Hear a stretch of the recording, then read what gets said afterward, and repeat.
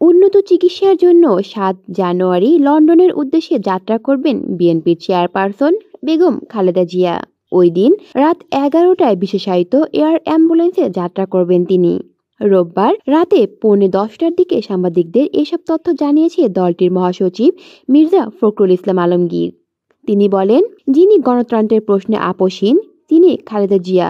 তার চিকিৎসার জন্য আগামী ৭ জানুয়ারি রাতে লন্ডনের উদ্দেশ্যে যাত্রা করবেন। সেই জন্য আজকে আমরা স্থায়ী কমিটির নেতারা তাকে শুভেচ্ছা জানাতে এসেছি। জনগণ ও গণতন্ত্রের জন্য নেতাকর্মীদের একসঙ্গে কাজ করার পরামর্শ দিয়েছে বিএনপির চেয়ারপারসন। মির্জা ফখরুল বলেন, আমরা তার সঙ্গে কথা বলেছি, সাক্ষাৎ করেছি, একই সঙ্গে দোয়াও করেছি। আল্লাহ তাআলা যেন তাকে সুস্থ করে আবারও আমাদের মাঝে ফিরিয়ে নিয়ে আসে।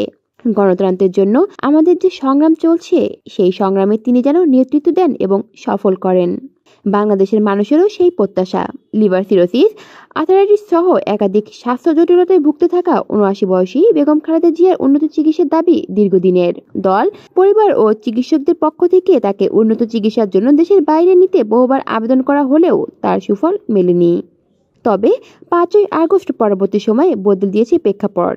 এরই মধ্যে বিদেশ সফরের আনুষঙ্গিক সব কাজও হয়ে গেছে। কাতারের আমিরের পাঠানো বিশেষায়িত অ্যাম্বুলেন্সও প্রস্তুত দেশ ছাড়ার আগে। তাই দলের সর্বোচ্চ নীতি নির্ধারণী সদস্যদের সঙ্গে সৌজন্য সাক্ষাৎ করেন বেগম খালেদা জিয়া। সর্বশেষ ২০১৭ সালে চিকিৎসার জন্য লন্ডনে গিয়েছিলেন বেগম খালেদা জিয়া। তবে এবার লন্ডন সফরে দীর্ঘ ৭ বছর পর ছেলে তারেক রহমানের সঙ্গে দেখা হবে। কলি শিকদার, বাংলা নিউজ নেটওয়ার্ক।